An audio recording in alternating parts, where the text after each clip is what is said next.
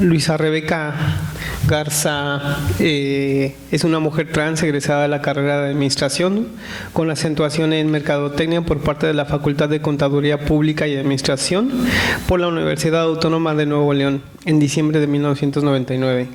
Cuenta con la maestría en Instituciones y Procedimientos Electorales por parte de la INE-UANL, con la tesis Violencias de Género y Participación Política Electoral de las Personas Trans en México desde 1990 dentro del sistema electoral mexicano, con la que obtuvo mención honorífica. Tiene la acreditación de especialista en la formación para la prevención y sensibilización de las violencias basadas en el género por parte de la Asociación de Estudios de Género para la Igualdad en 2013 y con el certificado Género, Sexualidad y Cuerpo, Debates Contemporáneos por 17, Instituto de Teoría Crítica en 2017. Actualmente se desempeña como vocal de capacitación electoral y educación cívica en la Junta Local Ejecutiva del Instituto Nacional Electoral. ¿Ya no estás en Oaxaca? Sí, no lo he actualizado. Ok. Tu último cargo, ¿no? Antepenúltimo cargo. Y cuenta con 17 años de experiencia como integrante del Servicio Profesional Electoral, en donde ha participado en el área de capacitación electoral y educación cívica en las entidades de Puebla, Baja California y Oaxaca. Ha participado en la organización de los procesos electorales federales del 2002-2003, 2005-2006, 2008-2009, 2011-2012, 2014-2015, 2016-2017, en las elecciones extraordinarias locales de San Dionisio del Mar en 2016 y Santa María Shadani en 2017, así como la elección concurrente en 2018 en Oaxaca, coordinando las actividades de capacitación electoral, integración de las mesas directivas de casilla, así como la promoción de la cultura democrática donde ha estado asignada. Forma parte de la segunda generación del proyecto Méxicos Posibles, donde como parte de un grupo plural se construyeron alternativas ante los problemas de ilegalidad, inequidad e inseguridad en el país, y fue asesora interna aprobada por el Consejo General del INE en 2017 para la construcción del protocolo para adoptar las medidas tendientes a garantizar a las personas trans el ejercicio del voto en igualdad de condiciones y sin discriminación en todos los tipos de elección y en mecanismos de participación ciudadana.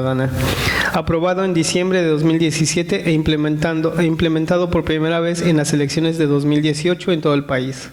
En diciembre de 2018 fue reconocida por el Consejo General del INE con una mención honorífica al Premio de Méritos Extraordinarios 2018 a propuesta de la Unidad Técnica de Igualdad de Género y No Discriminación.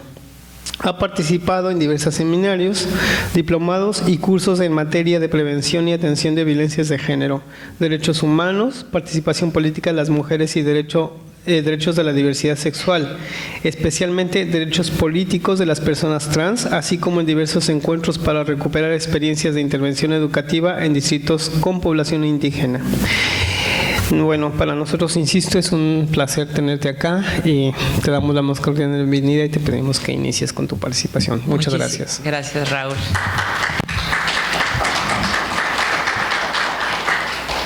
Primero que nada, muchísimas gracias, Raúl, a la universidad por la invitación. Yo viví aquí 3 años, como dijo Raúl, estuve aquí en la Junta Local organizando la elección de 2012. Agradezco mucho, muchas caras conocidas, ¿no?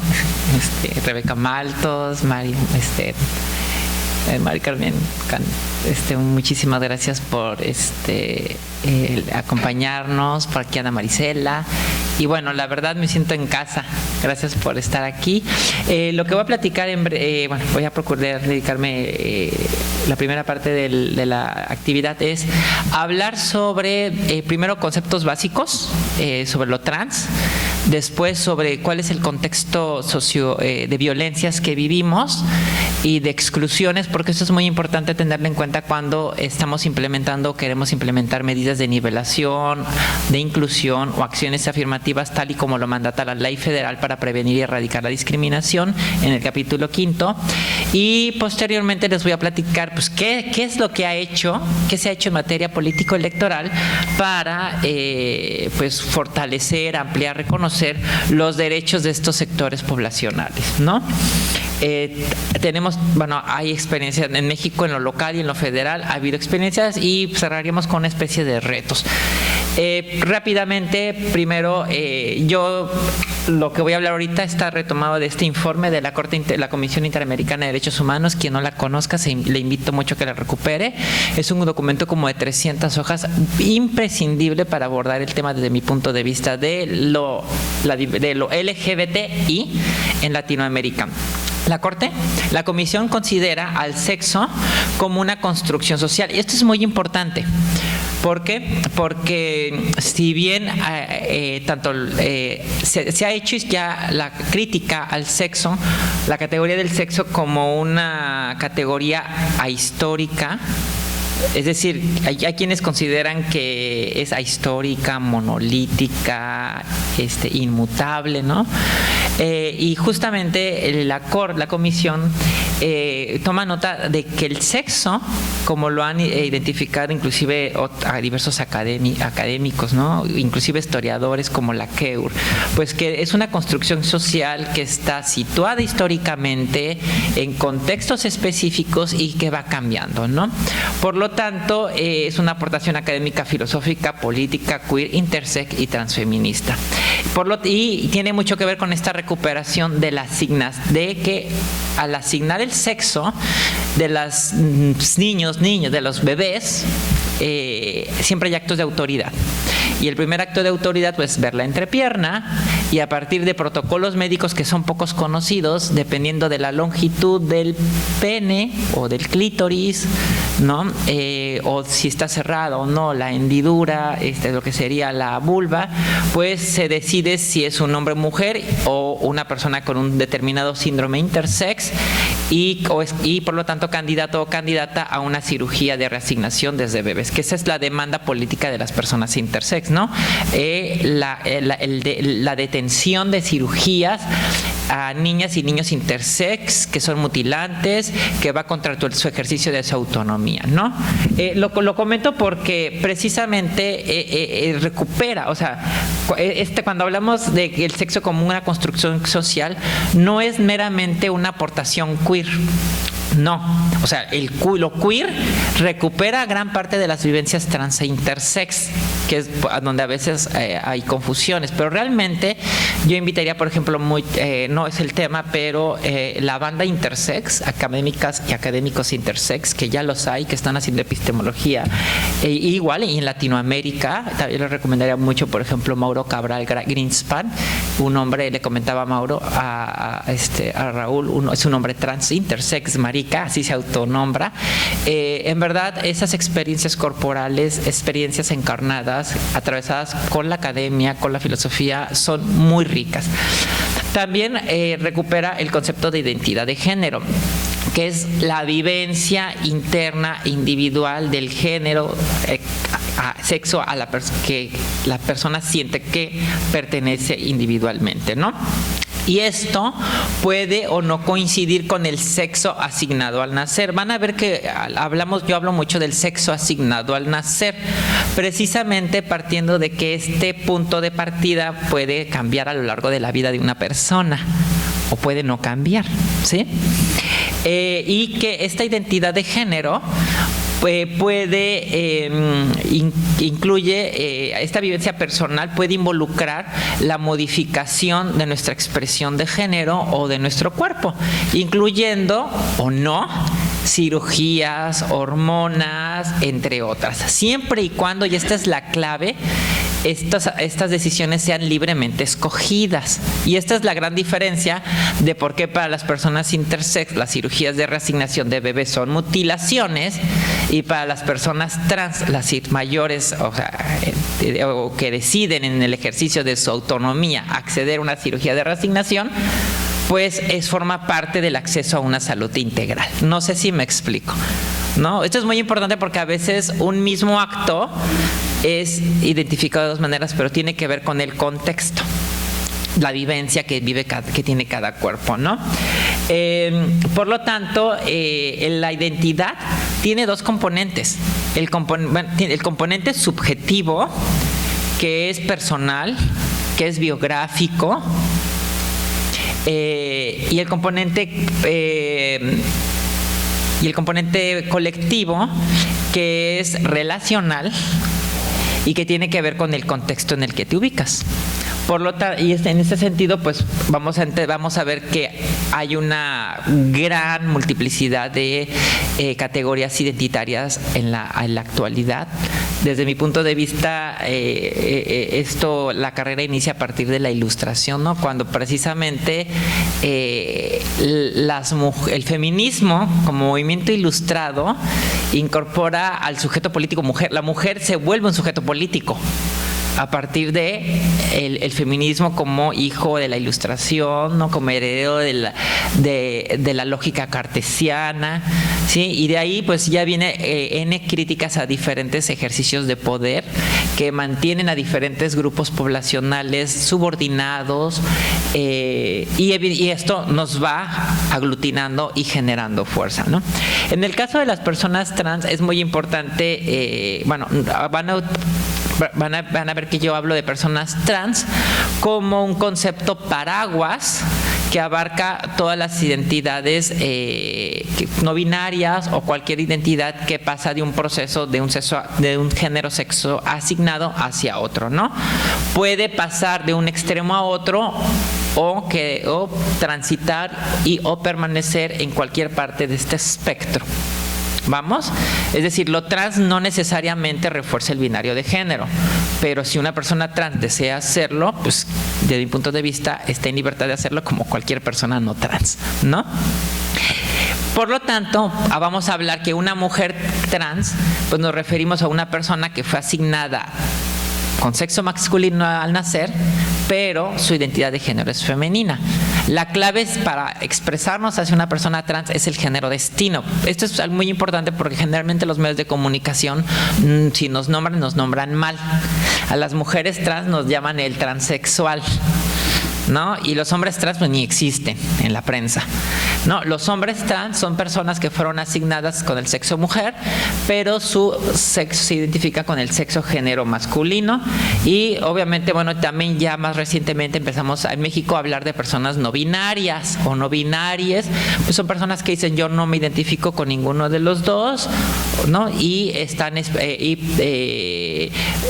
articulan en su cuerpo, en su vivencia corporal, en su expresión de género, pues las experiencias van explorando estas dos posiciones identitarias, ¿no? La expresión de género, y esto es muy importante, es la manifestación externa, ojo, subraya la parte externa de la persona y que constituye las normas masculinas o femeninas, pues de lo que en ese contexto se considera relacionado a estos dos estereotipos. Lo importante es que la expresión de género es visible y como es visible puede ser fuente de diferentes formas de violencia, ¿sí? ¿Por qué? Porque involucra la vestimenta, manierismos y modificaciones corporales. Y esto es muy importante señalarlo porque a diferencia de la orientación sexual, que sería la L, la G, la B del LGBTI, ¿no?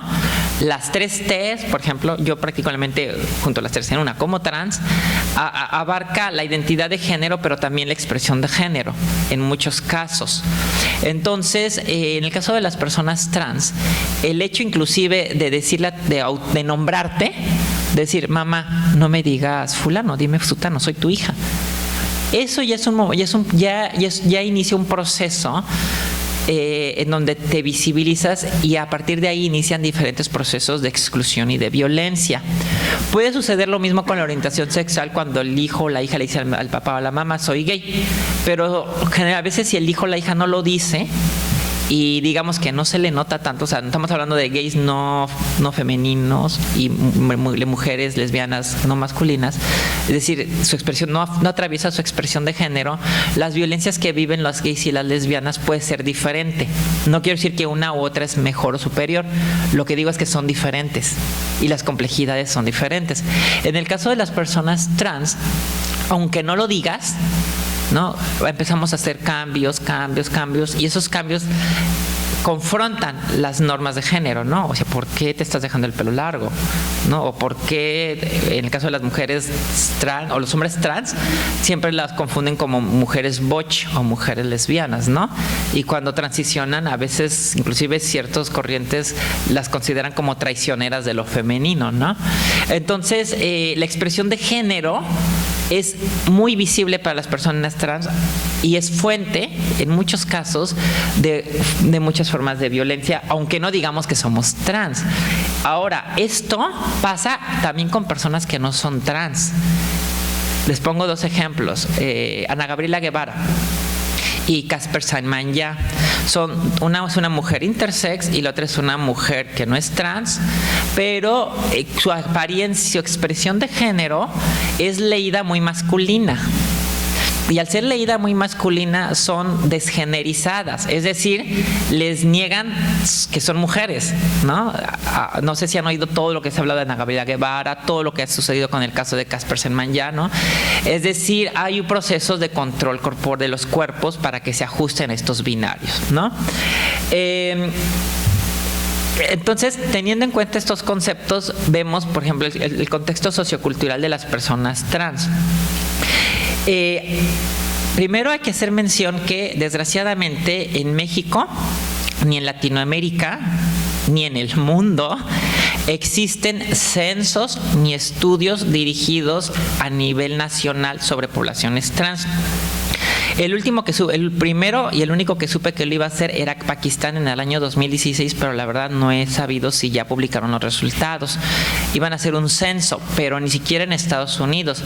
Hay estudios parciales, ¿no? Diagnósticos, que son los que yo voy a compartir un poco. Por ejemplo, en la primera encuesta nacional sobre bullying homofóbico, se identificó que el 66% de las personas trans manifestaron sentirse víctima de bullying transfóbico en el año 2012. Lo curioso, digo curioso entre comillas, es cuando a las personas LGBTI que le decían, bueno, ¿a ti por qué no te discriminan? Ellos decían, es que porque no se me nota. Relacionémoslo con la expresión de género, ¿no? Las principales razones por las que... bueno, ya eso lo expliqué, ¿no? Porque no se les notaba. Poco más de la mitad de los casos a la autoridad escolar le parecía normal este bullying o acoso escolar. Y en 1 de cada 10, la propia autoridad escolar era partícipe de este acoso escolar. Solamente para que veamos qué tan normalizado está el acoso escolar, ¿sí? En 9 de cada 10 casos, la familia ni siquiera se enteraba. Ahora, estos son estudios de acoso escolar homofóbico, pero partamos que México ocupa el primer lugar, entre otras cifras, de acoso escolar de todos los países de la OCDE. Entonces, si relacionamos esto con la otra encuesta, creo que sí podemos tener una hipótesis muy firme de que se habla de que 5 millones de niños, niñas y jóvenes en México sufren acoso escolar, pero partiendo de esta encuesta de bullying, sí podemos tener una hipótesis muy fuerte de que gran parte de estas 5 millones de niñas, niños y jóvenes son niños y niñas de las diversidades sexuales y de género. Y la pregunta es, ¿qué estamos haciendo para atender esta población, este sector? Prácticamente nada, ¿sí? Sobre otras violencias normalizadas e invisibilizadas. En otra encuesta, el 41% de las personas trans adultas en la Ciudad de México entre 31 y 37 años ha considerado quitarse la vida, es decir, ha tenido ideas suicidas, y un 22% ya lo ha intentado. El promedio de ideas suicidas en la población en general en nuestro país anda el 8%. Una persona del Frente Nacional por la Familia diría, ese es el problema de ser trans. No, o sea, no hay que confundir el huevo con la gallina. O sea, gran parte de estas ideas suicidas surgen de un contexto, como vamos a ver, que es hiperviolento, que es violento, que normaliza la violencia y que aparte te victimiza y te criminaliza a ti por esa violencia.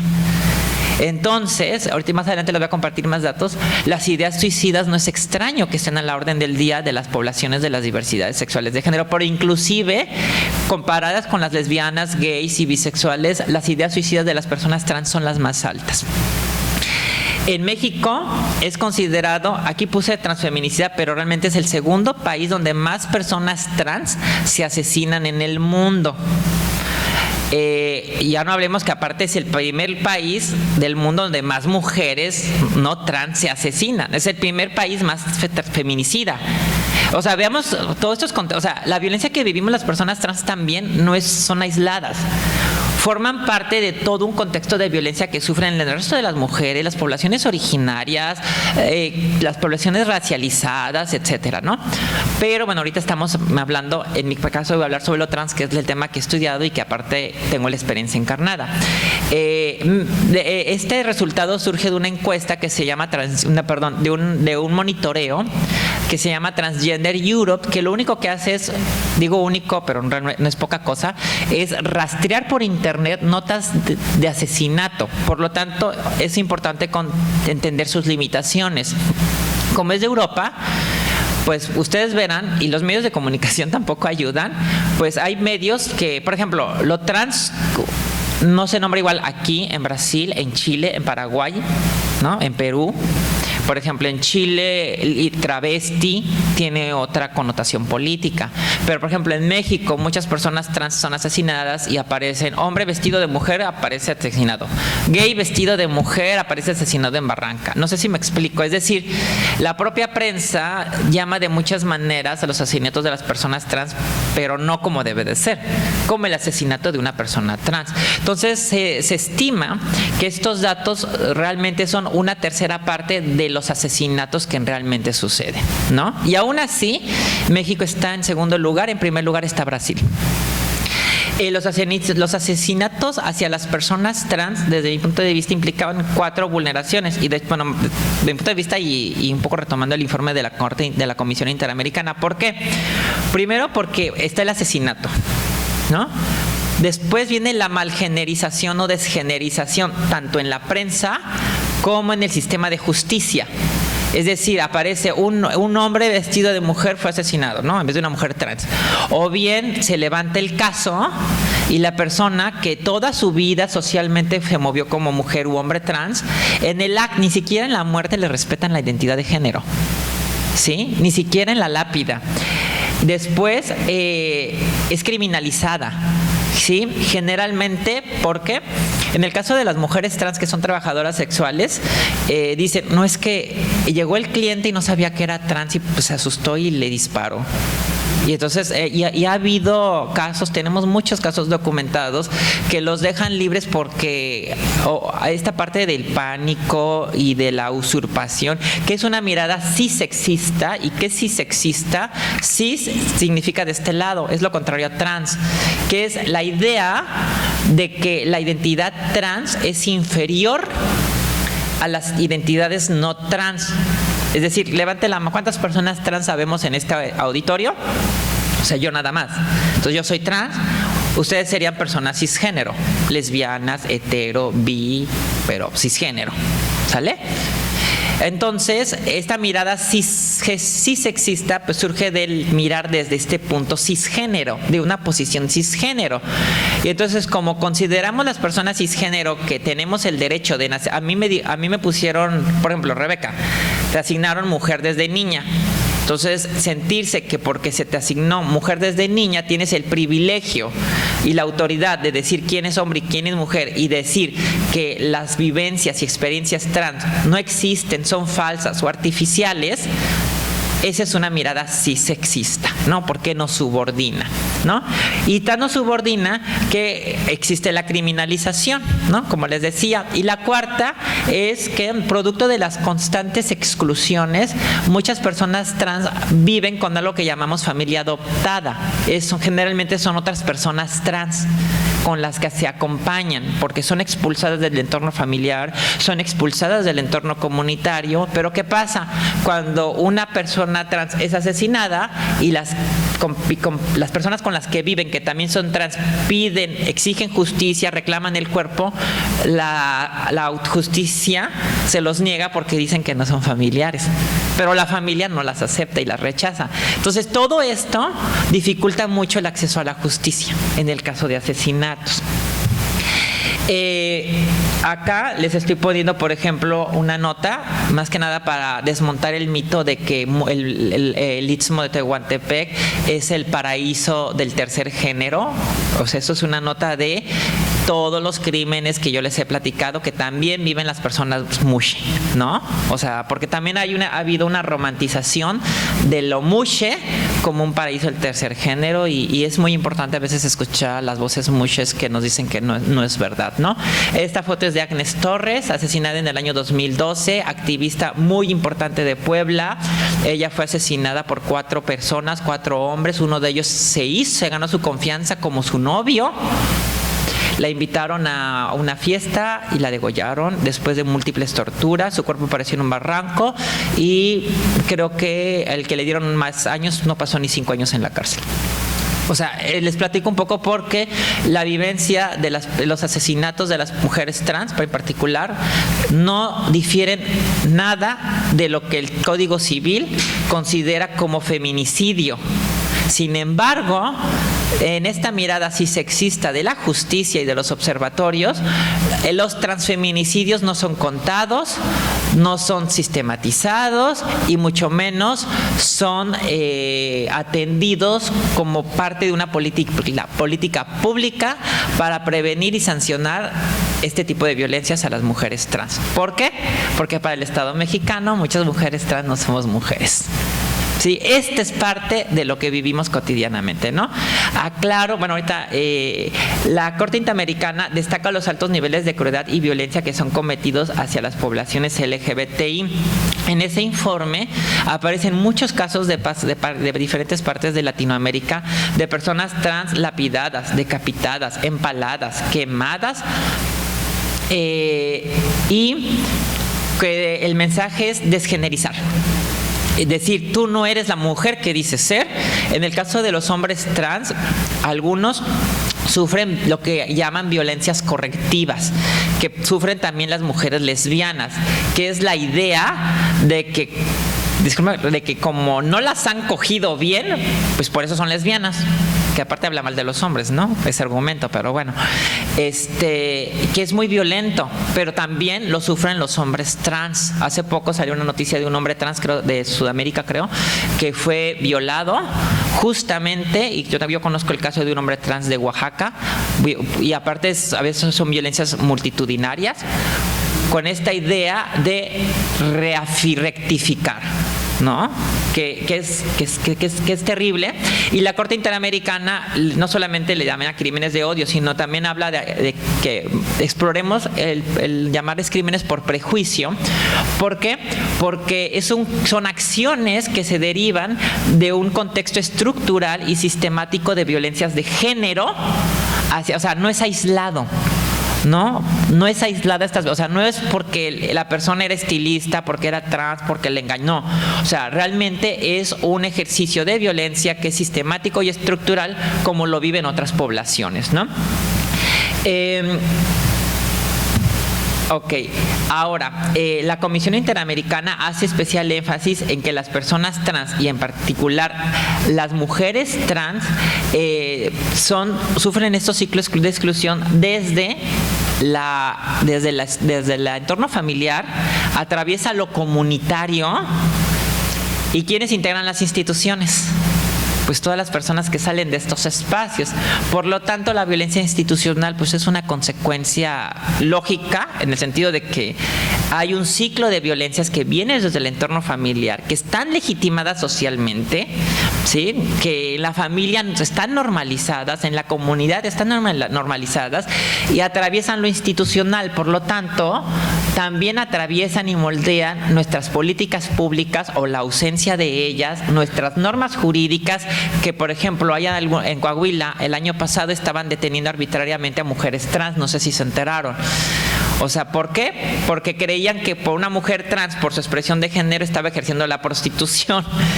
Que aparte yo no sé si en Coahuila la prostitución está penada, pero bueno, eso es otro tema. Pero, o sea, por tu expresión de género te detienen a una mujer trans. Y eso es una detención arbitraria. Y es una violación a los derechos humanos, ¿sí? Esta situación es tan grave en Latinoamérica que la Comisión Interamericana estima en Latinoamérica el promedio de vida de las personas trans en 35 años. El promedio de vida de un hombre no trans en México es de 75 años, si la memoria no me falla, y de una mujer, 71. El de una persona trans en Latinoamérica es de 35. Y no es necesariamente porque se suiciden, sino porque hay una serie de violencias. Por ejemplo, quienes han entrevistado casos de mujeres trans, muchas empiezan a ejercer trabajo sexual desde la infancia. Estamos hablando de explotación sexual infantil. ¿Sí? ¿Por qué? Porque son expulsadas desde su familia a los 12, 13 años. ¿Qué estamos haciendo para atender la explotación infantil sexual de las personas trans? Muchas personas trans que todavía están haciendo trabajo sexual lo vienen haciendo desde la infancia. Y, por ejemplo, todos estos grupos que hablan sobre los derechos de la infancia, no les veo preocupadas por el aborto y los niños que no van a nacer por el aborto. No las veo preocupadas por la gran cantidad de niñas, niños, jóvenes trans que ejercen trabajo sexual, que no es otra cosa que explotación sexual infantil, para sobrevivir. Y obviamente el Estado mexicano no hace nada. Ahora, estas formas de violencia, por eso es muy importante tener esta mirada interseccional. Se vuelven graves cuando este tema de la identidad de género y la orientación sexual se cruza, como les decía, con grupos raciales minoritarios, con grupos diversamente corporales, como las personas intersex o funcionales, es decir, con discapacidad, lo que hace que estos ciclos de exclusión y pobreza se vuelvan más severos. El ejemplo que les estoy poniendo ahí es de Paulette, es la primera mujer trans del Congreso Nacional Indígena. Ella es indígena, trans y mexicana. O sea, no es lo mismo la violencia que vive ella que la que puedo vivir yo, que soy una mujer trans, leída como más blanqueada, no estoy tan racializada, ¿no? Que siento que tengo cierto grado de pasabilidad, que tengo un trabajo fijo, que tengo un trabajo estable, que yo no soy referente, ni siquiera soy representativa de las poblaciones trans. No sé si me explico. Y esa parte siempre quiero ser muy cuidadosa, ¿no? Realmente para mí estar aquí es un privilegio y es un espacio que trato de aprovechar, pero para, pues, no sé si dar voz sea lo correcto, pero por lo menos poner sobre la mesa una realidad que a veces no vemos, ¿no? Una realidad que ni siquiera tiene el privilegio que yo sí tengo como mujer transfuncionaria de estar en una universidad, de que me estén escuchando para hablar de estas otras realidades que existen, coexisten y con las que cohabitamos, pero a veces pues no vemos y los medios no quieren ver y el Estado mexicano no quiere atender. ¿Sale? La Comisión Interamericana de Derechos Humanos refiere que el 90% de las mujeres trans ejerce el trabajo sexual como medio de subsistencia. ¿Sí? Ahora, derechos políticos. ¿Cuáles son las recomendaciones de la Comisión Interamericana? Hay recomendaciones que son obligadas para México, que es Estado parte. Es la obligación de respetar, promover y garantizar los derechos humanos de las personas trans. Parece poca cosa, pero miren, el tema el derecho a la no discriminación es considerado como un derecho, o sea, sabemos que en teoría de derechos humanos todos los derechos humanos son importantes, ninguno es más importante que otro. Sin embargo, el derecho a la no discriminación es considerado un derecho llave que permite acceder libremente a todos los demás derechos. Si a ti te discriminan por ser trans, por ser una persona indígena, lo que va a suceder es que te van a cerrar la puerta en el ejercicio de los otros derechos humanos como la educación, el esparcimiento, la salud, no sé si me explico. O sea, no es que el derecho a la igualdad y no discriminación sea más importante, pero sí es un derecho llave. Por lo tanto, no es poca cosa esta obligación, el artículo 1 constitucional, de que habla de la no discriminación. El problema es que quienes integramos los órganos de Estado, pues no lo pasamos por el arco del triunfo, no le damos la importancia que tiene para fortalecer también los sistemas democráticos, ¿no?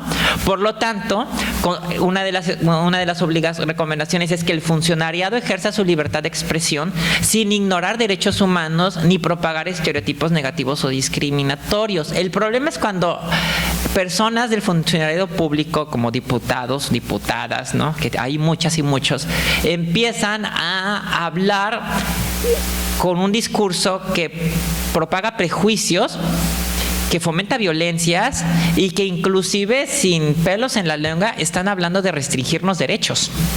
¿Sí? La Comisión Interamericana, inclusive CONAPRED, considera que eso en sí no es un acto discriminatorio.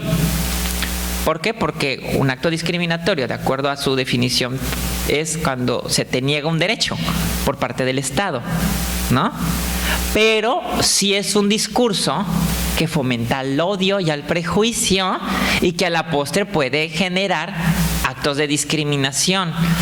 Entonces, la Corte ha señalado precisamente que el funcionariado y las personas que representamos el Estado debemos de rechazar los mensajes de odio y construir un clima de tolerancia, porque lo contrario menoscaba la confianza de todos estos grupos hacia el Estado y la calidad y el nivel de participación de la democracia.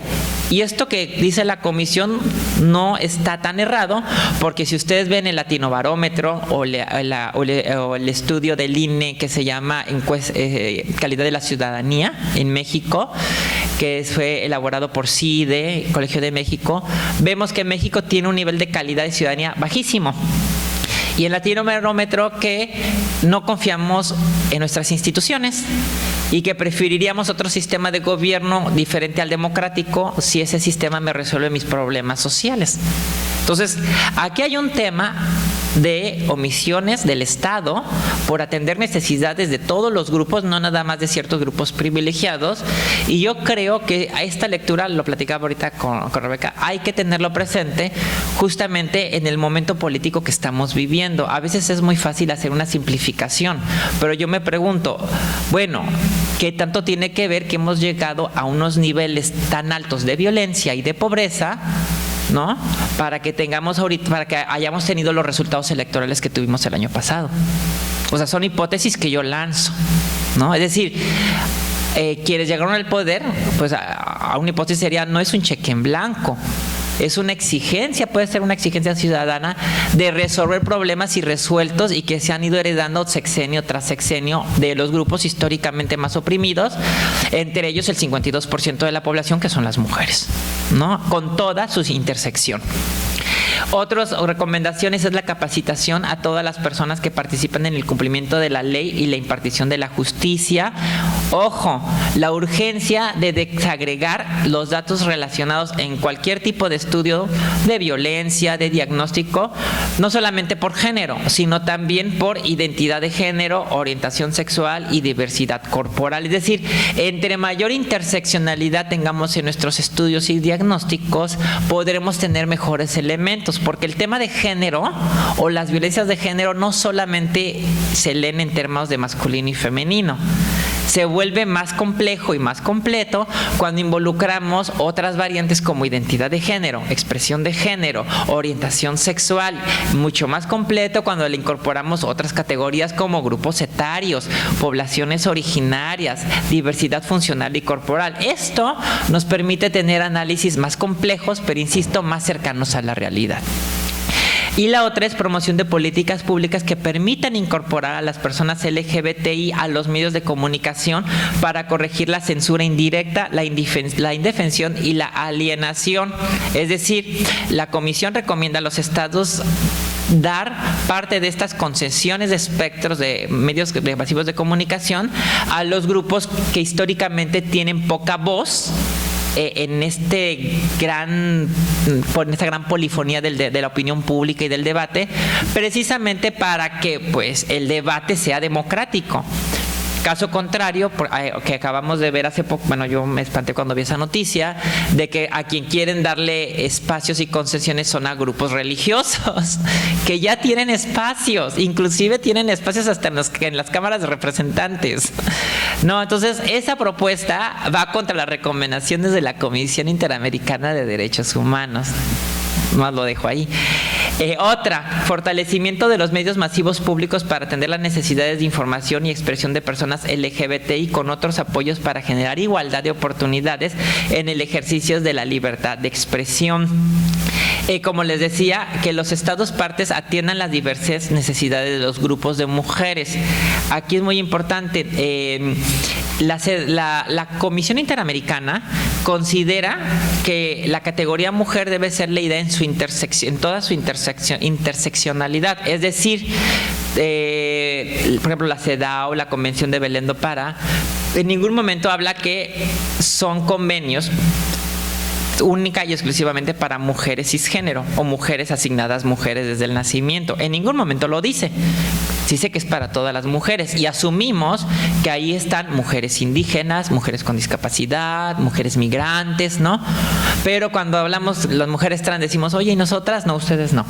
Ustedes no son mujeres. No, ya la Comisión Interamericana ha establecido que las mujeres trans también somos beneficiarias de instrumentos internacionales como la CEDAW y la Convención de Belén do Pará. Por lo tanto, también recomienda que en las referencias al Día Internacional de la Mujer, 8 de marzo, y el Día Internacional para Eliminación de la Violencia contra la Mujer, también seamos nombradas, porque históricamente no lo hemos sido. La mirada de estos eventos ha sido, nuevamente, como le digo, cisgénero y a veces heterosexual, porque tampoco salen mucho las mujeres lesbianas o bisexuales ni las mujeres intersex, ¿no? Son temas que recomienda recuperar la Comisión Interamericana de Derechos Humanos. Ahora, ¿qué avances llevamos en este momento? 1. El amparo directo civil 6/2008 de la Suprema Corte de Justicia, que reconoce el derecho a la intimidad y a la propia imagen como parte del desarrollo libre de la personalidad, ¿sí? A pesar de esto, bueno, aquí dice 29, pero ya son menos, pues en México no tenemos una ley federal que reconozca la identidad de género, no tenemos una ley que reconozca el matrimonio igualitario. Apenas hoy la Secretaría de Relaciones Exteriores mencionó que el consulado puede realizar matrimonios igualitarios, pero no hay reformas. Y es muy importante porque a veces estas reformas también dan un mensaje del compromiso del Estado mexicano para estar en contra de ciertos discursos de prejuicio, ¿sí? El 8 de agosto del 2018, el Alto Comisionado de las Naciones Unidas para los Derechos Humanos rechazó y condenó la ola de crímenes por prejuicio a la orientación sexual, identidad y expresión de género no normativas en Veracruz. ¿Por qué? El año pasado fue uno de los años donde más asesinatos hubo en México de las poblaciones LGBTI, especialmente en Veracruz. Veracruz fue uno de los estados donde, bueno, recordemos que de por sí Veracruz han asesinado periodistas, mujeres, o sea, niñas, niños. Bueno, es el estado también con mayor índice de asesinatos de personas LGBTI, pero en todo el país 2008 fue terrible. Lo malo es que ahorita lo que llevamos en 2019 ya está, a estas fechas ya superó lo que llevábamos en 2018. Es decir, 2019 aparenta ser que puede superar los resultados del 2018. El año pasado varias personas trans emitimos un pronunciamiento donde varias personas nos apoyaron en firmar, justamente exigiendo un alto al Estado mexicano sobre estos crímenes. Nuevamente no hubo gran respuesta, pero el alto comisionado sí fue una de las personas que manifestó su preocupación. Justamente estas preocupaciones que manifiestan es para que sean atendidas por el Estado mexicano. No hubo mucha respuesta. Después tenemos la opinión consultiva 24 sobre orientación sexual e identidad de género de enero de 2018. Esta opinión fue solicitada por Costa Rica porque también estaban ellos trabajando un tema relacionado sobre identidad de género y matrimonio igualitario. Los grupos conservadores se opusieron, entonces pidieron que se hiciera la opinión consultiva, y esta opinión pues reconoce la identidad de género como un derecho autónomo, el derecho de las personas trans a cambiar su nombre y rectificar sus documentos de identidad, así como a la protección convencional de las parejas del mismo sexo y la garantía de figuras como el matrimonio igualitario, sin importar la orientación sexual y la identidad de género. Es decir, fue una opinión consultiva que pidió Costa Rica, pero aplica para todos los estados parte, ¿sí? O sea, tenemos, si se fijan, ya muchos instrumentos para que podamos hacer legislaciones, tanto en lo local como en lo federal. Lo que falta es la voluntad política. Y la más reciente, el 17 de octubre de 2018, la Suprema Corte de Justicia recibió un amparo promovido por Carla Regina Lara Molina, una mujer trans que en Veracruz quiso hacer una rectificación de su acta de nacimiento, y le dijeron que la vía era un juicio. Se amparó y la resolución de la Suprema Corte originalmente era por decir que era un juicio, pero la verdad aquí entra mucho la que hablábamos de las redes, varias redes de personas trans. Estuvimos pues diciendo, oye Suprema, escúchanos, ¿cómo es el tema de los juicios? Los juicios son caros, ¿no? O sea, te piden peritaje, yo rectifiqué mi acta con juicio, o sea, te piden peritaje, cada peritaje vale 15,000 pesos, ¿no? O hasta 30, un abogado te cobra hasta 80,000 pesos. Ya vimos que el 90% de las personas trans hacen trabajos sexuales, están precarizadas. ¿Quién paga un juicio? ¿Sí? Son largos. Entonces, partiendo del contexto, de todo este contexto, la Suprema Corte reconoció que el procedimiento idóneo para hacer rectificaciones de actas de nacimiento de las personas trans es que sea una vía administrativa, gratuita y rápida. Ustedes dirán, ay, entonces yo me puedo cambiar mi nombre rápido. A ver, no es lo mismo. Sucede esto porque volvemos a lo mismo. ¿Cuántas personas que no son trans tienen la necesidad de cambiar nombre y sexo? Muy pocas. Cambiarán aquellas que tienen un nombre como que a lo mejor les incomode, que es ofensivo, pero gran parte de las personas trans lo hacemos porque atraviesa nuestra vivencia corporal, ¿sale? Pero al mismo tiempo hay una gran precarización, y si ponemos obstáculos jurídicos, pues lo que hacemos es lo que llama la Suprema Corte de Justicia una discriminación indirecta. Pongo una regla que aparentemente es neutral, pero en los hechos es un obstáculo insalvable para un grupo en específico, ¿no? Siguiente, yo paso. Los derechos políticos de las personas trans. Por lo tanto, yo les decía, de acuerdo a las recomendaciones de la Corte Interamericana, de la Comisión Interamericana, pues por ejemplo, las mujeres trans debemos de ser beneficiarias de la Ley General de Acceso a las Mujeres a una Vida Libre de Violencia y sus correspondientes leyes estatales, cosa que no sucede. Las recientes reformas relativas a la paridad electoral en la Constitución mexicana, cosa que ya ha sucedido. Es decir, hemos identificado registros de mujeres trans con actas rectificadas. Les pongo un ejemplo. Samantha Fonseca fue candidata en 2010 el año pasado en la Constituyente de la Ciudad de México, y accedió a paridad de género, ¿no? Porque su acta estaba rectificada. La primera de ellas fue Diana Marroquín Vallardo, no recuerdo el año, pero ella compitió por una diputación local en creo que fue en el Estado de México o Hidalgo.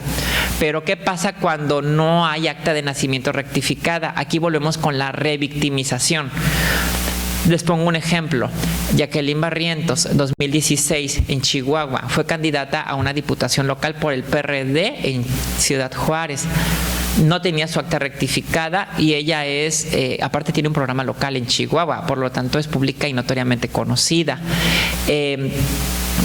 Pero no tiene su acta rectificada porque en Chihuahua no han hecho la reforma al Código Civil. Entonces pide al Instituto Electoral que sus boletas aparezca como Jacqueline, porque pues nadie la conoce con su nombre legal, y le dicen que no puede, que tiene que ella recurrir a un alias. Y ella dice, pues no. Entonces salen las boletas con su nombre legal y obviamente pues casi nadie vota por ella, porque pues ¿quién la ubica con su nombre legal? Impugna por inequidad en la contienda. El tribunal local, en verdad, yo les recomiendo que lean esa sentencia. Dice que la identidad es inmutable, es para toda la vida. O sea, es una sentencia como del siglo XIX. Y le dan palo. Se va a la Sala Regional de Guadalajara, igual. O sea, la desechan. En ese año, el Tribunal Electoral 2016, no me dejará mentir acá mi compañera feminista, se estaba promocionando por todo lo ancho y lo largo del país el protocolo de violencia política contra las mujeres. Pero ese caso no fue beneficiado con el protocolo de violencia política. ¿Por qué? Por esta mirada cisgénero. Ya la segunda edición del protocolo, gracias también a muchas compañeras feministas aliadas, ya incorpora esta mirada interseccional, ya incorpora mujeres trans, ya las nombra, mujeres indígenas, mujeres con discapacidad. Pero en el ya tenemos casos de mujeres trans violentadas por razón de género y es un caso que no está tan documentado, ¿no? También aplica las leyes, reglamentos y lineamientos que obligan a los partidos políticos a dedicar el 3% de su gasto ordinario para la capacitación, promoción y desarrollo de liderazgos políticos de las mujeres. Por esta razón, ustedes verán que en el IEPCO, el Instituto Estatal Electoral de Participación Ciudadana de Oaxaca, en sus lineamientos de paridad incorporó un famoso artículo 16 que decía que las personas trans, intersex y mushe que no tuvieran su acta de nacimiento rectificada iban a poder registrarse de acuerdo a su identidad de género y acceder a la paridad, lo cual era una medida muy noble. Sin embargo, ¿qué pasó? Desde mi punto de vista, como no se reguló, es decir, se articuló, pero no se hizo un procedimiento. Y partiendo del contexto histórico, que desde el 93 que se generaron las cuotas, nunca quieren cumplirlas, y siempre el patriarcado y sus representantes están buscándole dar la vuelta para no cumplir la cuota, tuvimos como 19 personas candidatas trans que no eran trans, que eran las famosas falsas candidaturas trans, que las poblaciones trans y mushe las desconocieron pública y jurídicamente. La portada de la presentación es cuando están metiendo la impugnación. En las entrevistas que hicieron los medios de comunicación a estas personas, ellos mismos se automencionan como hombres. Hay una ausencia completa de un discurso, ni siquiera a favor de las personas trans, ni siquiera un discurso ni agenda feminista, ¿no? Algunos buscaban reelegirse, habían llegado como hombres y buscaban reelegirse. Otros llegaron al descaro de decirle al OPLE, al IEPCO, regístrame, pero por favor no lo hagas público porque en mi comunidad me van a atacar. Cuando no era cierto, era porque querían sacarle o sea, había toda una serie de elementos le decíamos a la sala superior, para documentar que se estaba dando una modalidad sofisticada de violencia política en razón de género, para violentar la paridad, usurpando el discurso de las personas trans. No compartió el criterio el tribunal, y a pesar de que el IEPCO canceló las candidaturas, el tribunal las regresó. ¿Sí? Uno de ellos ganó y creo que y tuvimos uno de ellos registrado por cuota de género. O sea, en verdad fue un retroceso, pero bueno, son temas que tenemos que seguir debatiendo, que tenemos que seguir analizando, ¿sí? Pero yo les decía a las compañeras, o sea, aquí el tema es la violencia. Por ejemplo, los partidos, nadie salió a poner una posición al respecto, ¿no? Y muchos de los candidatos que registrados dijeron que ni siquiera, nos hablaban hasta que habían falsificado firmas. O sea, que muchos ni siquiera estaban enterados, que solamente lo estaban haciendo para sacarle vuelta a la paridad, ¿no? Entonces, la Comisión Interamericana, eso fue con Oaxaca. Otro ejercicio que tenemos es en el INE. Como decía en la presentación, el INE aprobó también 2017, igual que lo hizo el IEPCO, el llamado, no voy a poner el nombre completo, pero le llamamos protocolo trans. El protocolo trans justamente tiene norma el hecho de que las personas trans, producto de todos estos ciclos de violencia, normalmente, y de que no hay leyes que nos permitan rectificar nuestras actas de nacimiento, pues no queremos ir a votar. O sea, ¿por qué? Porque vas con un acta que tiene otro nombre y a lo mejor ya pasaron muchos años de que la tramitaste y ya ni te pareces. ¿No? O sea, tú tienes una expresión de género de una manera y tu foto representa otro sexo género. Entonces, cuando vas a la casilla, te dicen, usted no puede votar, usted quién es, o sea, hay una serie de violencia, hay una serie de cuestionamiento, de desgenerización que en verdad hace que muchas personas trans no voten. Y estamos hablando de un ejercicio fundamental de la ciudadanía que es el voto. Entonces el protocolo trans surgió así, no es la única medida que tenía, pero es histórico desde mi punto de vista porque si bien ya había antecedentes, el primer antecedente fue en el IEDF en el año 2011. ¿Por qué? Porque en el 2008 había surgido la primera reforma al Código Civil que permitía que las personas trans rectificaran sus actas mediante juicios. Esa simple reforma generó una masa crítica de personas trans que ya querían ejercer sus derechos políticos. Entonces, varias activistas y con aliadas feministas se acercaron al IEDF y surgió una circular. Aquí no fue un protocolo, una circular llamada 111 que instruía al funcionariado de casilla a que permitiera votar a las personas trans, pero les pedía que ellos hicieran medidas de identificación, cosa que a mí particularmente no me gustó, porque traslada la tutela al funcionario de casilla que ni siquiera es experto y que también viene cargado de prejuicios. En 2015 vuelven a trabajar este tema en la elección, en el IEDF, y lo que hacen es hacen carteles, folletos y se refuerza e incluyen el tema de perforaciones y piercings, lo que me pareció muy importante para desestigmatizar a otros grupos de población, es decir, le dio un poco más de interseccionalidad. Entonces, estos son los antecedentes, desde mi punto de vista, del protocolo trans del INE. O sea, tampoco surge de la nada. Hay una historia y una experiencia local que fue en el Instituto Electoral del Distrito Federal o de la Ciudad de México, ¿sí? Y ¿por qué es importante en el caso del INE? Porque es la primera política pública federal, no hay otra, primera política pública federal que se aplicó en todo el país, que impactó aproximadamente a 1.5 millones de ciudadanos, donde se les habló de que existían poblaciones trans que son sujetas de derechos.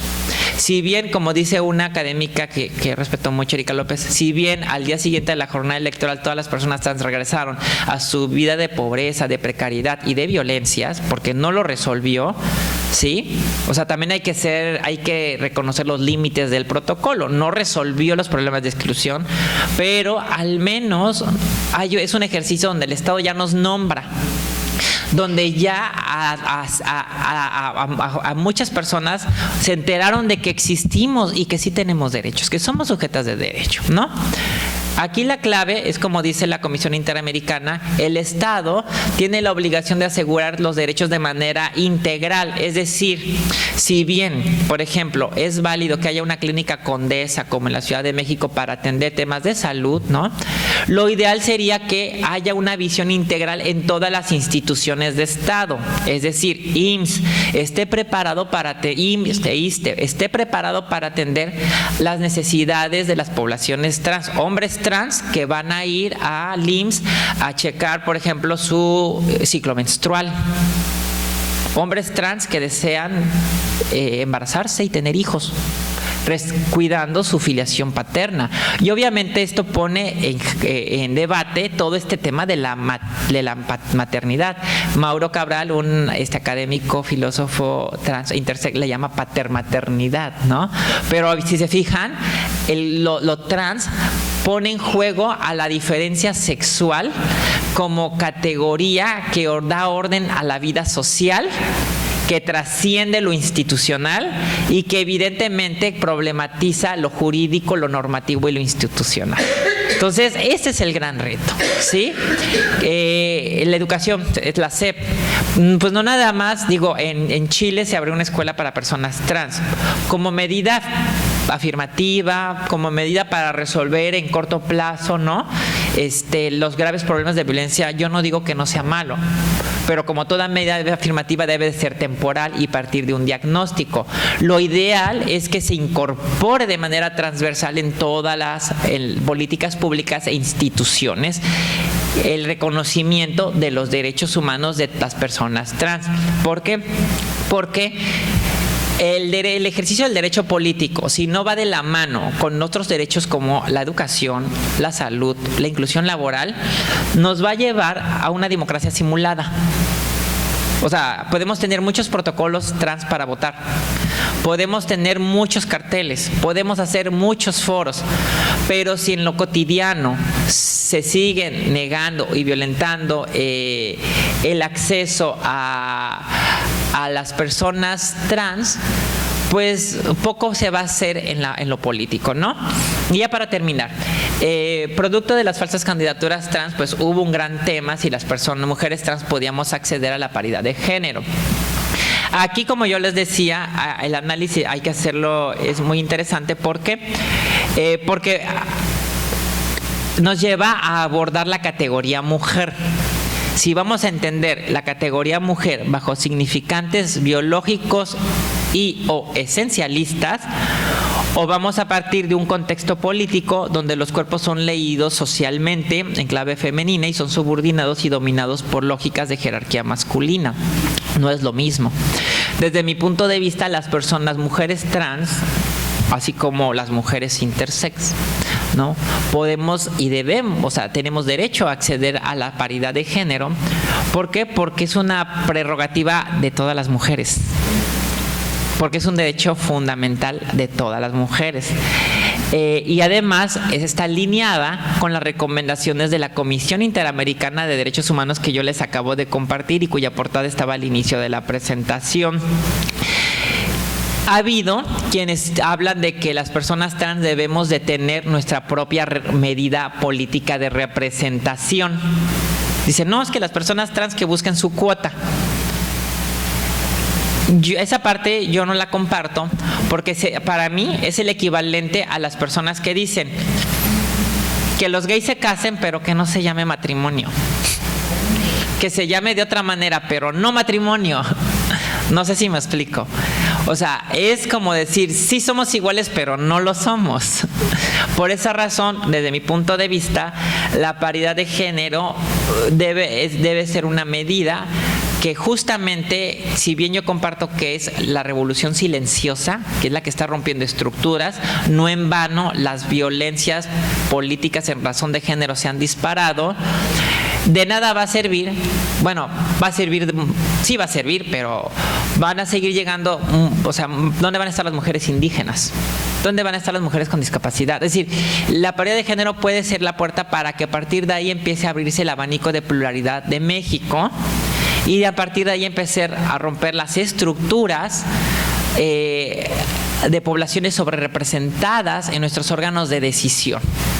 Y yo estoy segura que en la medida de que tengamos en los órganos de decisión y del Estado personas con otras experiencias corporales, vivenciales, estoy segura que también el Estado se va a enriquecer con estas aportaciones, tanto en diagnósticos como en la construcción de políticas públicas verdaderamente más incluyentes y que en realidad ayuden a resolver los problemas de desigualdad, ¿sí?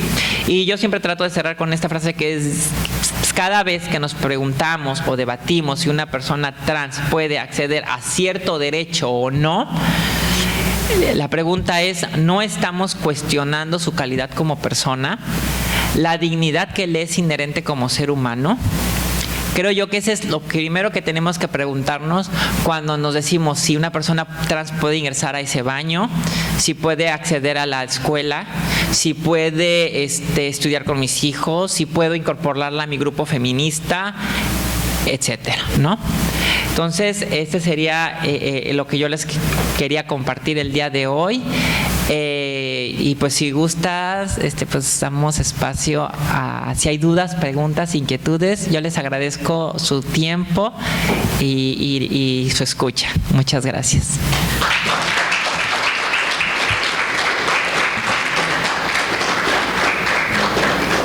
Vamos a pasar ahora a la parte de intervenciones. Si alguien tiene, vamos a iniciar con 3 primeras y luego si hay más vamos a una segunda ronda. ¿Quién quisiera iniciar con alguna participación? El micrófono. ¿Alguien más? No sea montón ni... Una,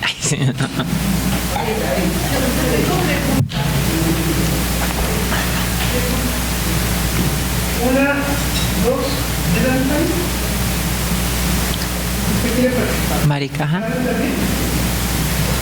parte? Sí.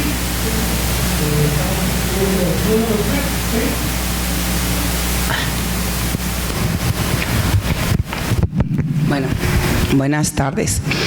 Gracias, Rebeca, por tu conferencia. Siempre que te escucho aprendo. Gracias. Eres de vanguardia, eres de avanzada. no es un tema fácil. Yo estuve en una discusión creo que fue en el 12º Encuentro Feminista de América Latina y el Caribe, y esa era la discusión. ¿Las mujeres trans están en el Encuentro Feminista o no están? Sí. Y era una discusión muy fuerte, muy fuerte. Y algunas feministas ahí defendían que sí, ¿no? Y otras decían, no son, pueden ser feministas, pero son trans, es otra cosa, ¿no? Entonces, por supuesto que entiendo muy bien lo que tú dices, estas exclusiones reiteradas, ¿no? Pero también quiero felicitarte porque tú eres una mujer trans y eres bien valiente y además eres muy, no sé cómo explicarlo, muy segura de ti misma. Desde que te conocí, esa parte de tu seguridad, tu autoestima y tu sapiencia, eres una mujer muy inteligente para mí. Entonces te quiero felicitar también en esa parte, porque no nomás es tu discurso, sino tu vida, ¿no? Que nos compartas. Y por otro lado, la estrategia de la democracia paritaria, yo sí le apuesto un poco a eso, y ahorita creo que estamos en el momento de avanzar a que no nomás en efecto la paridad 50-50 es entre hombres y mujeres, ¿no? Sino que también en el ámbito de las mujeres esté la diversidad representada, porque las mujeres no somos un grupo, no somos un monolito, no somos todas iguales.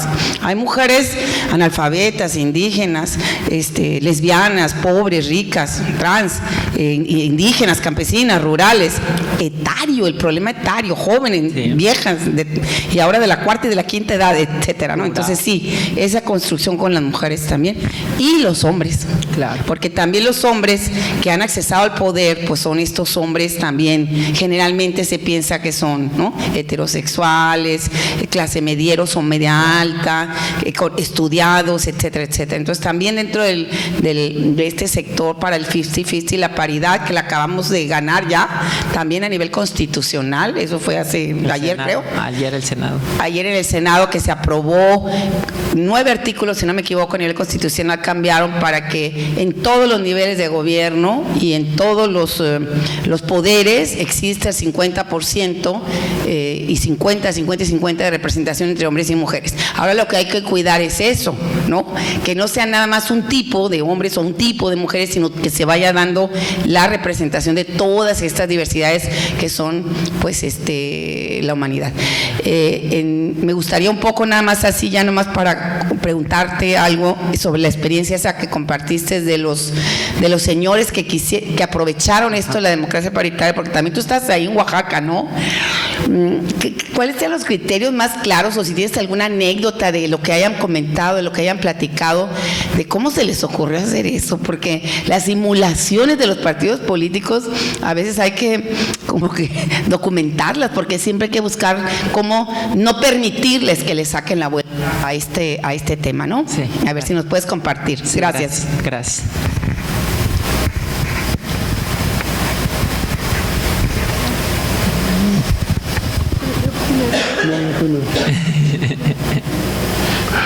Gracias. Quiero recordarles al auditorio que Mexicali, aunque no es lo mismo, no estamos, pero es la única capital estatal en México que está en desacato con la Suprema Corte de Justicia en relación al Instituto Municipal de la Mujer, que no es lo mismo, están hablando, pero es algo sobre género. Entonces, aquí la reacción, los conservadores, la ultraderecha, está bien fuerte. Somos 30 gentes. Está bien fuerte. En el debate, en el discurso electoral que estamos viviendo ahorita, yo no he visto, no me acuerdo que, uno que otro comentario es leado sobre política de género, pero nadie, por ejemplo, se ha hecho la pregunta por qué el municipio continúa en desacato y nadie le dice nada, ningún abogado, no sé, o sea, la situación que en Baja California existe las fuerzas políticas de la reacción están bien fuertes, más fuertes que en el DF. Entonces, cuando se quiere avanzar, lanzan el grito estas personas ultra ortodoxas de extrema derecha, algunas rayando en el fascismo. Qué bueno que se murió, ¿verdad? Se lo dicen. Que nos va a pasar esto, que nos va a pasar aquello, y yo volteo al DF, o a Ciudad de México, ya no es DF, es Ciudad de México, y veo que no pasa nada. O sea, no pasa nada. La gente continúa viviendo, algunos más felices que antes. Pero esto, aquí, en Baja California, ¿no? Dijiste que habías venido antes. Sí, viví aquí. ¿Sí? Vasconcelos dijo, donde empieza la carne asada, termina la cultura.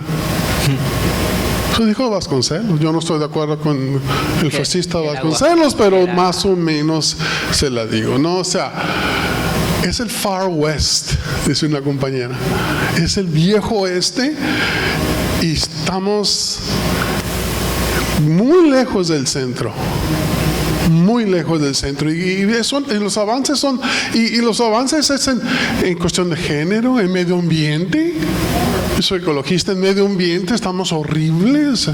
La peor calidad del aire en México, el río más contaminado en México, el mamífero marino más amenazado. Y puedo durar 20 minutos, pero no va a quitar más tiempo. No, muchísimas gracias. Hola, Rebeca. Hola, Mari. Qué gusto que estés aquí. Gracias por venir. Nemesio fue el que nos mandó y veo que hay alguna de las personas que yo compartí la invitación. Creo que sí hizo falta un poco de más difusión, sobre todo por el tema.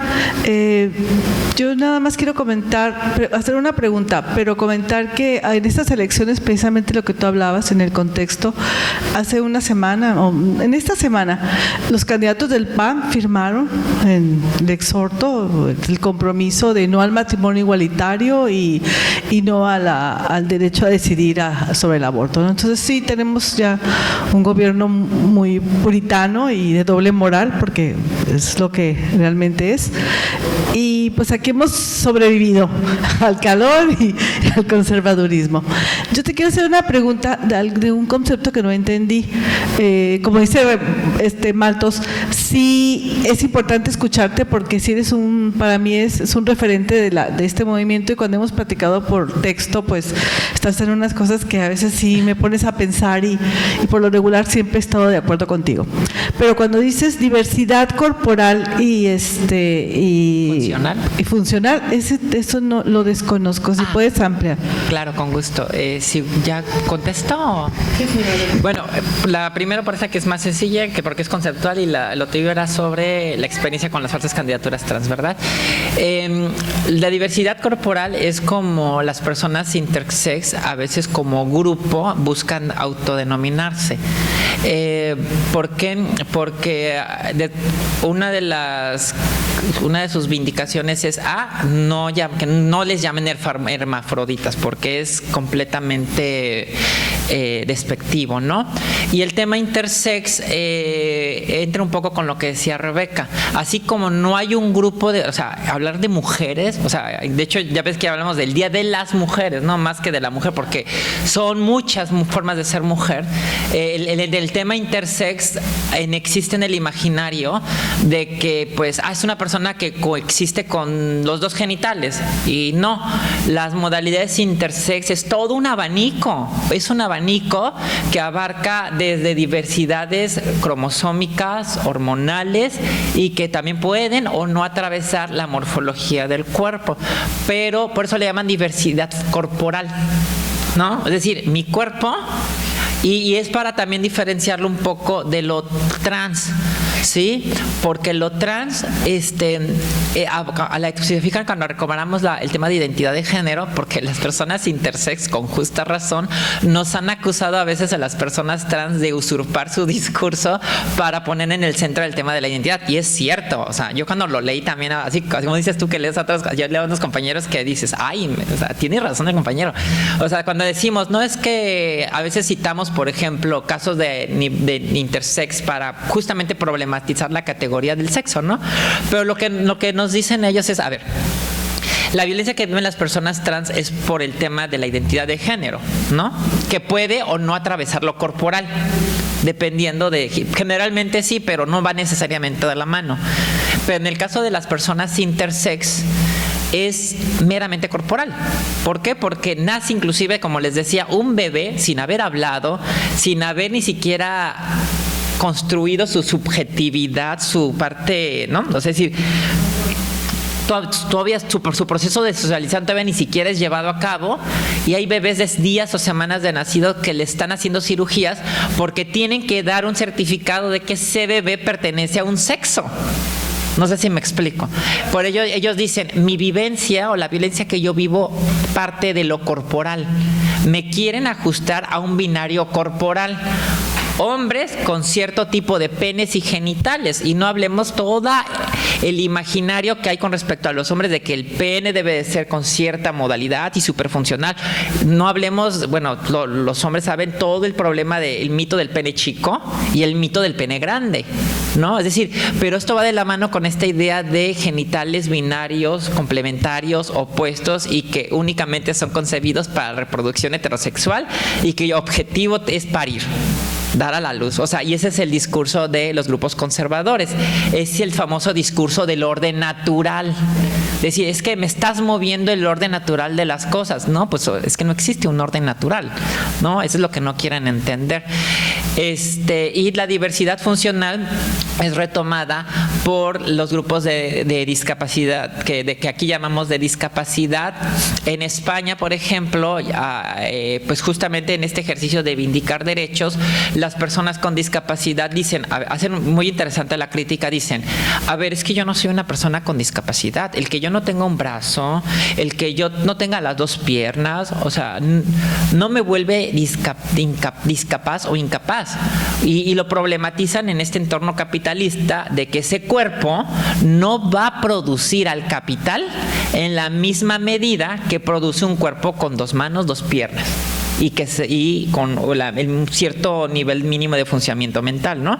Entonces, exactamente, lo que ellos dicen es, a ver, mi cuerpo es diversamente funcional, funciona de manera diferente. A lo mejor yo voy a pintar con la boca. Yo aprendí a usar la boca porque no tengo las dos manos. ¿Cuál es la obligación del Estado?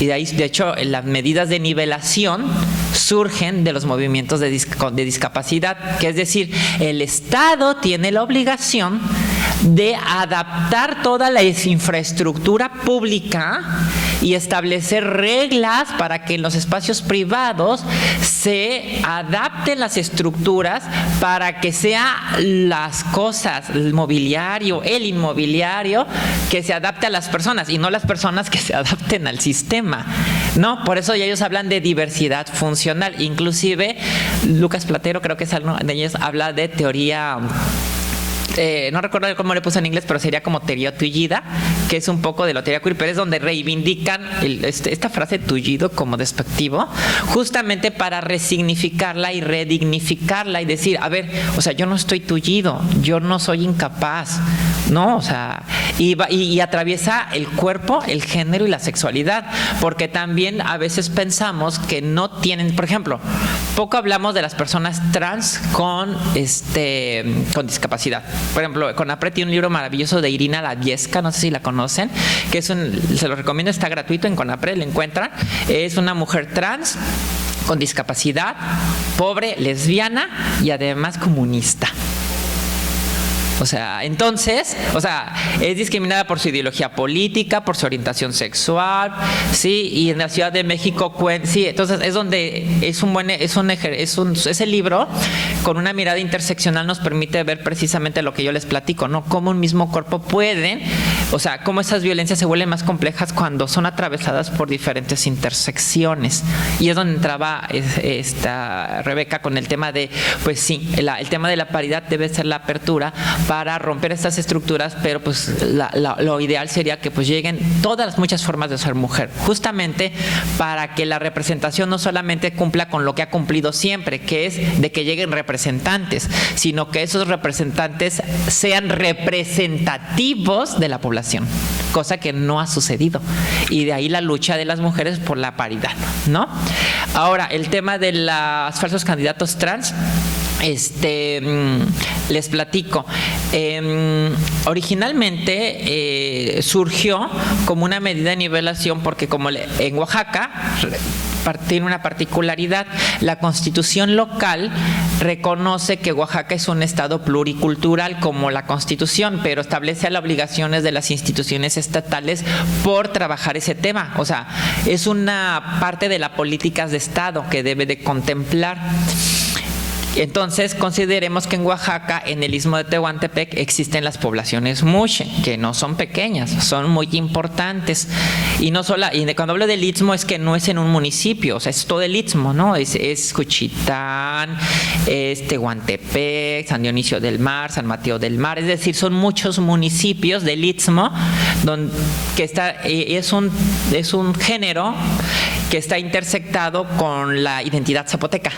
Es decir, tú no puedes decir soy Muxe y soy alemana. O sea, no, o sea, lo Muxe va ligado con lo zapoteco, ¿no? O sea, es donde vemos es este cruce volvemos al nivel de interseccionalidad, ¿no? Entonces, partiendo de esta situación, el IEPCO aprobó lineamientos de paridad que permitían como medida de excepción que las personas Muxe, intersex y trans pudieran participar en un cargo de elección popular con el nombre que era socialmente reconocida, partiendo de lo que había sucedido. De hecho, realmente sucedió porque un 17 de mayo hicimos un foro y surgieron estos casos, esta inquietud. El OPLE lo tomó. Lo que yo identifico, y aquí ya lo hemos platicado, es que lo aprobó pero no lo reguló. Y yo creo que los partidos vieron la puerta, dijeron, pues por aquí me voy, ¿no? Entonces metieron esas candidaturas. ¿Y qué pasó? Bueno, ya conté que el IEPCO les quitó las candidaturas, el tribunal las regresó. Y yo tuve la oportunidad de que me invitaron como amiga de la Corte junto con Amaranta y otra compañera trans para pues decirle, pues la Corte nos dijo, a ver, es un tema especializado, existe la figura de amigos de la Corte, explíquenos. Fuimos y les explicamos algo parecido a esto. Y la verdad le dijimos, mira, Corte, nosotros estamos en contra de la tutela, de que alguien nos esté preguntando o cuestionando nuestra identidad. Sin embargo, en este caso, le dijimos, tú tienes que ver que primero toda la comunidad Muxe, o gran parte de las comunidades Muxe, están desconociendo que esas personas son Muxe. O sea, primer punto. Y le dijimos, ok, como no teníamos referentes, como no teníamos antecedentes, le dijimos, y la teoría de derechos humanos así lo dice, se tiene que analizar cada caso.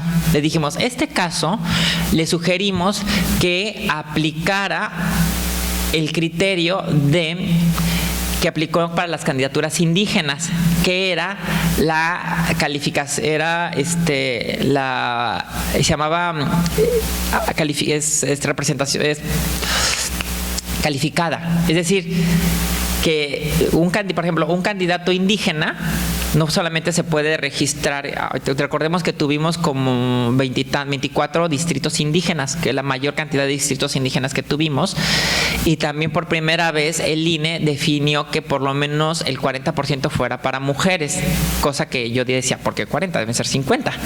Ahí tenemos un área de oportunidad, ¿no? En distritos indígenas debe ser 50 y 50, de ha perdido.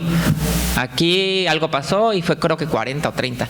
Pero bueno, para ser candidato indígena, tú te registras y se llama calificada, autoadscripción calificada se llama el concepto. Es decir, yo me autoadscribo como indígena, pero me tiene que respaldar una comunidad a través de una autoridad. Ese es el criterio de autoadscripción calificada.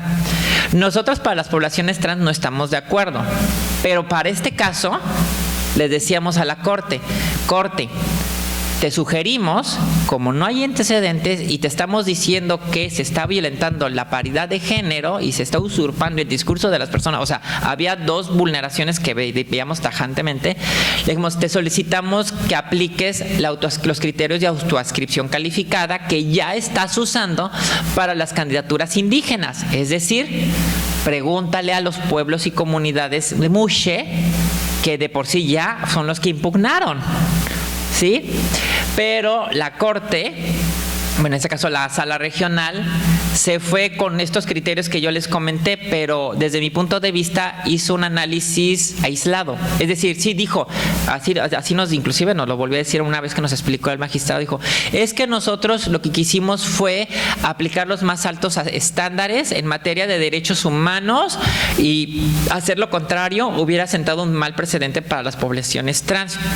Y yo lo que les decía es, pues sí, pero históricamente es la única vez que se ha aplicado el principio pro persona en su máxima expresión para ampliar el derecho a la identidad de género, y no estás beneficiando a las personas trans, estás beneficiando a unas personas cisgénero, hombres heterosexuales machistas. O sea, eso es lo que estás haciendo. Desgraciadamente, inclusive nos dijeron, es que tuvimos muy poco tiempo. Y yo le dije, pues, ¿por qué no respaldaste al OPLE? Que el OPLE llevaba más tiempo trabajándolo y estuvo acompañada en un momento dado. Pero yo le comentaba, bueno, ahorita a Rebeca, ¿no? Para mí fue una especie como de mansplaining institucional, en donde la Corte, la Sala Regional dijo, pues yo no sé del tema, pero yo creo que esto es, así que va. No sé si me explico. E igual yo no sé si hubo por ahí compactos de poder patriarcales, que seguramente, y obviamente también no dudo que había una intención tanto de desacreditar la paridad como desacreditar a pequeño avance sobre los derechos políticos de las personas trans. Creo que fue muy complejo. El tema en verdad sigue en debate. En términos de progresividad de derechos humanos, antes de salir yo de Oaxaca, hicimos un foro precisamente sobre diversidad sexual, y le compartíamos al OPLE que partiendo del criterio de progresividad de derechos humanos, lo ideal no es que el artículo 16 desaparezca, porque inclusive ha sido reconocido por el IEPCO ha sido reconocido por diversas instancias de derechos humanos por ese criterio. El asunto es que sí necesita regularse. No deberíamos, pero ¿qué problema tenemos todo para nuestra ley electoral? Si ustedes ven ¿quiénes son abogados aquí?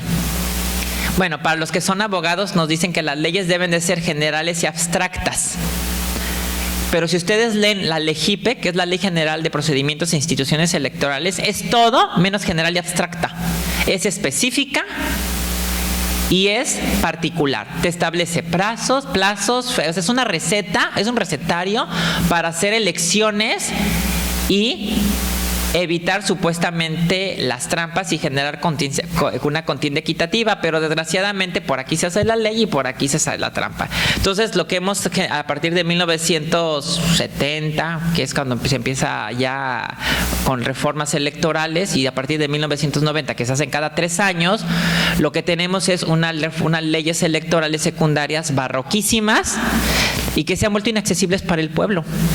¿Por qué? Porque ustedes, para quien quiera entrarle, no me dejarán mi compañera y mis compañeras feministas que están de repente metidas también en la arena política, o sea, tienes que leer la Constitución, el artículo 41, la LEGIPE, la ley, el reglamento de elecciones, los acuerdos del INE, los acuerdos del Instituto Estatal Electoral, más las impugnaciones del tribunal o sus resoluciones que de repente contradicen los lineamientos y la propia ley.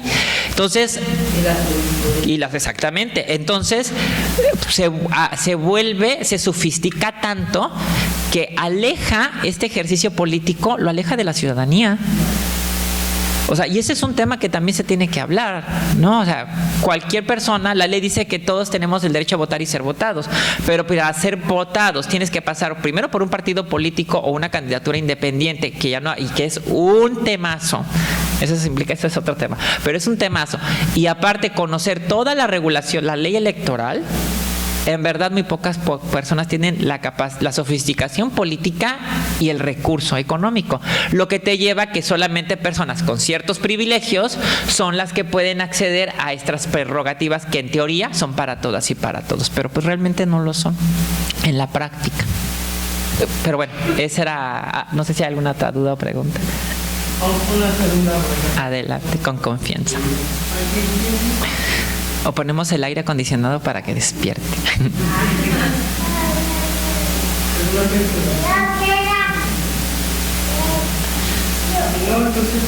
¿Sí? Sí, nada más, si no hay otra intervención, nuevamente yo sí les quiero agradecer muchísimo la escucha, el tiempo, el espacio, la invitación. Para mí es un gustazo estar aquí. Yo viví 3 años en Baja California, me tocó organizar la elección de 2012, trabajé con varias compañeras feministas aquí, aprendí mucho de ellas. Para mí también son mis maestras, Rebeca, Mari Carmen, mi compañera Marisela, que está por allá, íntima amiga. En verdad, muchas gracias, porque también, como decía Rebeca Maltos, yo la verdad soy una persona trans, pero también me considero que soy una persona muy privilegiada, no solamente porque he tenido el apoyo de mi familia, he tenido acceso a la oportunidad de acceder a la educación, de tener un empleo fijo. No soy representativa de las poblaciones trans, lo tengo que aclarar, ¿no? O sea, no es un tema de, pues todas tienen que estudiar y pueden ser, no, o sea, es un tema de toda una estructura de apoyo, de soporte emocional, familiar, que puede estar o no está.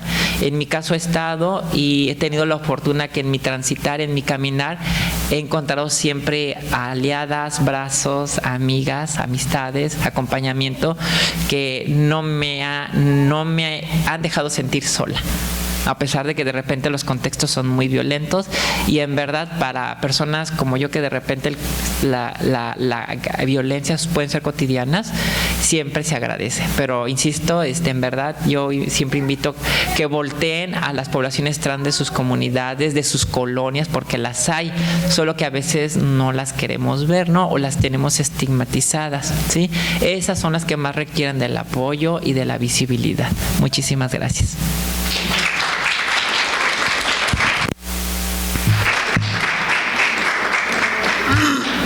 Bueno, ahora, antes de entregar la constancia, voy a hacer la última invitación para que nos sigan acompañando. Después de esta presentación de Rebeca, tenemos otra mesa sobre trans que tiene a bien coordinar Gabriela.